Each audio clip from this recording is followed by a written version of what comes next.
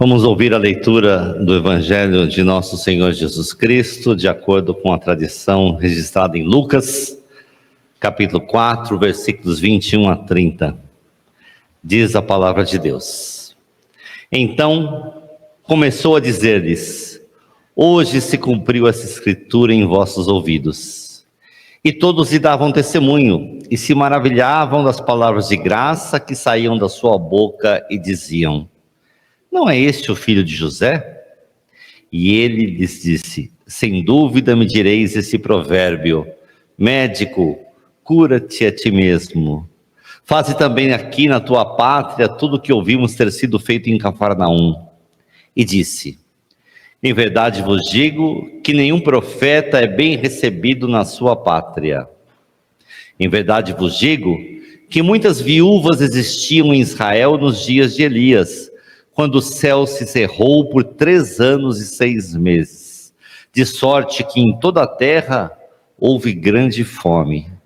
E a nenhuma delas foi enviado Elias, senão a Sarepta de Sidom, a uma mulher viúva. E muitos leprosos havia em Israel no tempo do profeta Eliseu, e nenhum deles foi purificado, senão Naamã, o Ciro.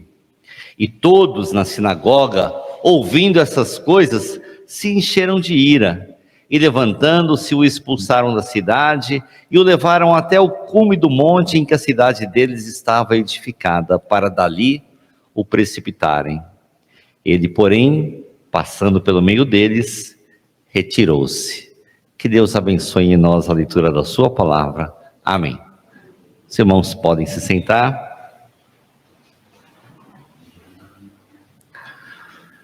Vamos mais uma vez buscar a presença de Deus em oração. Toca nossos lábios, Senhor, para que, a exemplo do que ouvimos a Tua palavra, os nossos dizeres se tornem puros, a expressão da Tua vontade.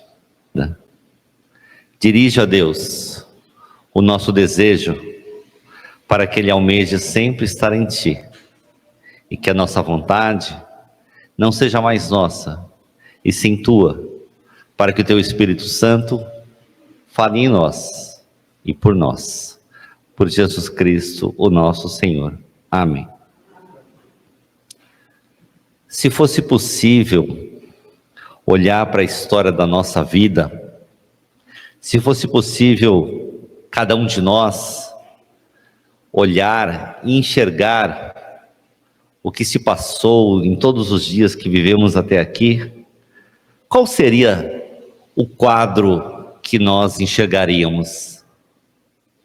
Será que nós iríamos ver uma estrada reta, sem acidentes, uma rodovia sem buracos, sem ameaças ou deslizamentos? Ou quem sabe uma estrada sinuosa, cheia de curvas e perigos, momentos de dúvidas e incertezas, de desesperanças e sofrimento? O que será que nós enxergaríamos se pudéssemos ser capazes de olhar para a história da nossa vida?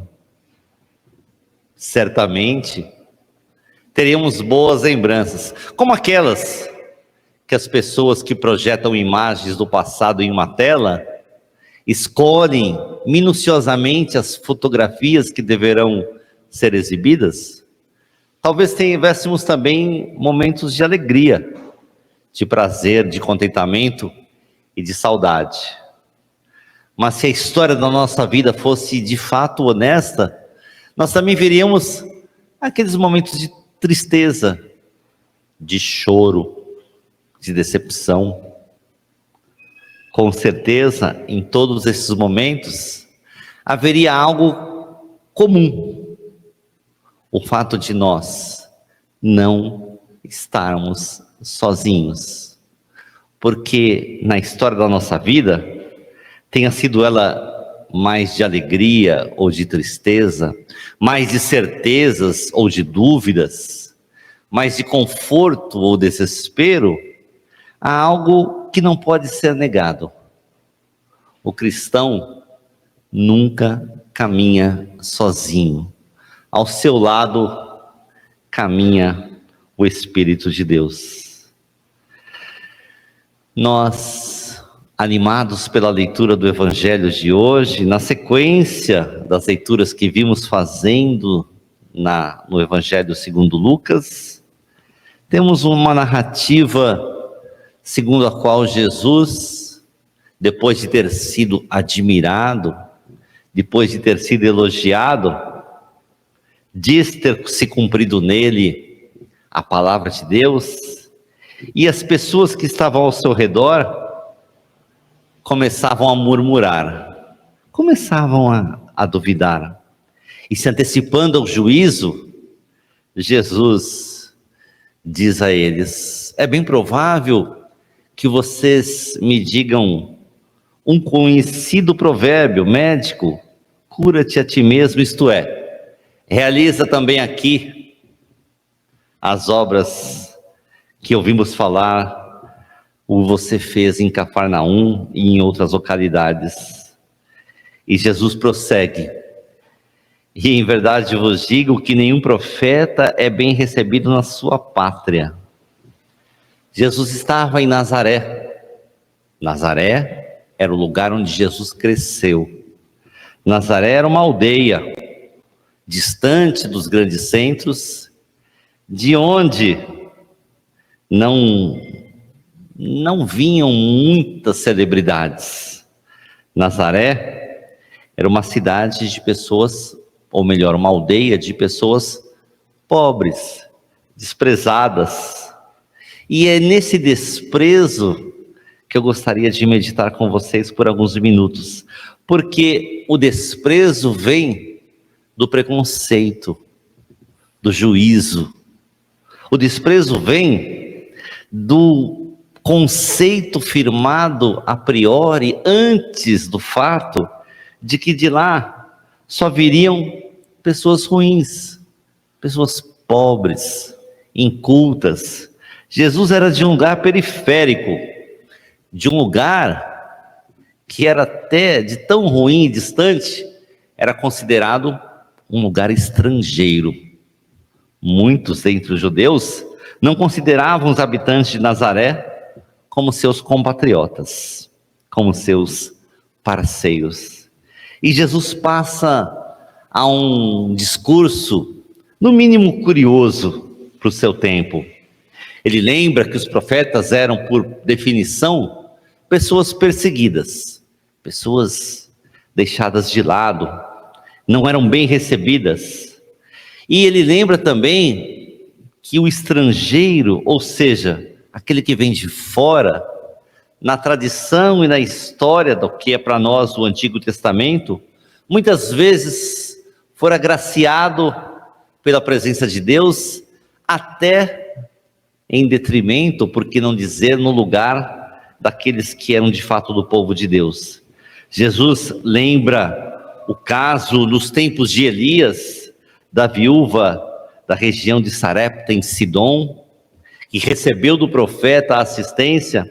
Lembra também a cura de Naamã, o Ciro, ambos estrangeiros, ambos diferentes, ambos com histórias em suas estradas de vida que talvez diferenciassem em muito da história da maioria das pessoas, ambos atingidos pela graça de Deus. O preconceito é aquela força que age entre as pessoas, classificando as pessoas entre mais e menos importantes. E o preconceito é uma coisa que Jesus lança fora e aponta como uma raiz de males, de perdição. Os habitantes de Nazaré não eram bem vistos, eram habitantes de um lugar pobre, desprezado, e com eles todos deveriam ser assim rotulados. Jesus recusa essa maneira de ver as coisas. Certa vez, um pregador tomou uma cédula de dinheiro, um valor, pelo valor de face, pelo valor que tinha lá, talvez R$10, vamos dizer assim, e mostrou essa cédula de dinheiro, que era novinha, dessas que a gente às vezes pega nos caixas eletrônicos, mostrou aos seus ouvintes e perguntou: quanto vale esse pedaço de papel? Uma nota comum? Todos responderam, no meu exemplo aqui: isso vale R$10. Aí ele pegou aquela mesma cédula e jogou terra em cima, e aquilo que era limpinho ficou bem sujo, de uma aparência muito deteriorada. Voltou a mostrar para as pessoas no seu auditório e perguntou: e agora? Quanto vale esse dinheiro? Os presentes se espantaram e disseram: R$10, o valor é o mesmo. Num terceiro momento, ele pega a mesma cédula e amassa, e torna bem amassado, e mostra a cédula para os seus ouvintes. E agora? Vale quanto? E os ouvintes não sabiam onde ele queria chegar e respondem com a obviedade da situação: vale R$10. E o pregador se volta para o seu auditório e diz: é mais ou menos assim que acontece na nossa relação com Deus. Você é novinho, bonitinho, está perfeito, tudo na sua vida está em ordem, com uma nota em seu estado original, você tem um valor. Aí a vida vem e te traz problemas, te traz derrotas, percalços, tropeços, e você se suja, e você traz a poeira e os problemas da sua existência como a terra que eu joguei sobre a nota. E você, diante de Deus, continua tendo o mesmo valor. Aí vem o sofrimento em demasia, que muda suas ideias e muda sua percepção. E a exemplo da nota amassada, você se torna uma pessoa enrugada, interiormente pela vida sofrido, e vai labutando e vai desacreditando em muitas coisas. E qual é o seu valor diante de Deus? É o mesmo valor, porque Deus não julga a aparência exterior, Deus não julga com os critérios que nós julgamos, Ele vê o interior, e no seu interior, você permanece com o mesmo valor diante de Deus. E por isso, quando nós olhamos para a estrada da nossa existência, e nela identificamos percalços, curvas, buracos, mas também momentos de alegria, momentos de felicitações, e seguidos esses momentos de tristeza, luto, pesar, desesperança, quanto nós valemos diante de Deus? O mesmo. Ou seja, nós continuamos sendo muito valiosos diante do Senhor, porque os critérios de Deus não são os critérios da aparência humana, não são os critérios da nossa sociedade, não são os nossos critérios. Jesus estava diante do seu auditório, tentando lembrar a eles que o estrangeiro, a viúva, o órfão, o desprezado pela sociedade, seja ele por qual razão fosse, diante de Deus, ele tem o mesmo valor. Há uma canção da hinologia tradicional protestante que diz mais ou menos assim: Senhor Jesus, me rendo a Ti. Eu venho como estou, aceita um pecador. Isso porque nós, da maneira que nós estamos, nós podemos nos apresentar diante de Deus. Eu não preciso me preocupar em ser aquela cédula nova, eu não preciso me preocupar em ter algo a oferecer, um diferencial melhor do que um ou outro, porque eu posso vir diante de Deus como eu estou e como eu sou, e Deus vai me receber. Isso é maravilhoso.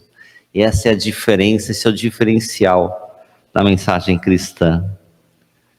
Diz o texto de Lucas que as pessoas que ouviram essa mensagem, ou seja, de que Deus atende a todos sem distinção, e de que todos têm o mesmo valor, sejam eles da terra, sejam eles estrangeiros, sejam eles importantes ou simples servos.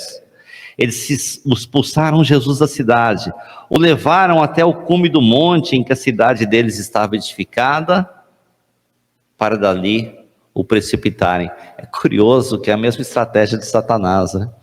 Uma das tentações apresentadas a Jesus, que em Lucas antecede justamente o início do seu ministério, é essa. Jesus é Satanás, só que Satanás é mais gentil, né, do que os crentes. Satanás leva Jesus para o cume do templo e fala: ó, se você me adorar, ou melhor, se você pular daqui e tal, ou se você me adorar, se você pular, os anjos vêm te salvar, se você me adorar, eu te dou toda essa glória que você pode ver aí. Então Satanás é mais gentil, porque os crentes aqui entendido como as pessoas que estavam na sinagoga, querem derrubar Jesus de lá, né? Querem empurrar Jesus do penhasco, mas não era o momento. E diz o texto do Evangelho que ele passa pelo meio deles e se retira dali. É a oportunidade. A palavra de Deus está falando do nosso coração, está sussurrando do nosso ouvido e está dizendo: olha, esse é o momento da reconciliação, porque você tem valor diante de Deus. Agora, a oportunidade do nosso coração de ouvir, ou nós vamos deixar Jesus se retirar do meio de nós? E aí, quando nós olharmos para a estrada da nossa existência, o que nós vamos enxergar? Hoje, nós estamos construindo a história da nossa vida. Quantos anos mais você tem? Quantos anos mais você pretende ter? Quanto mais vai estender a sua vida? Nós não sabemos. Nós estamos diante do trono de Deus, nós estamos nas mãos do Senhor. Mas eu quero que a minha vida, se ela durar mais 1 minuto, ou mais 1000 anos, que ela seja vivida na graça de Deus, e que a graça de Deus seja sentida quando eu posso abençoar alguém com as minhas palavras, com os meus atos, com as minhas orações, ou às vezes simplesmente com uma lembrança, dizendo: eu orei por você. Vamos orar uns pelos outros essa semana. Tantos problemas que ocorrem, tantos desafios, tantas coisas que assolam a nossa cabeça, e a gente se sente tão impotente, tão diminuído, mas há algo diante de nós que faz toda a diferença: o orar, o falar com Deus. Vamos orar uns pelos outros, e com isso, não vamos deixar que Jesus se retire do nosso meio. Que Deus os abençoe. Amém.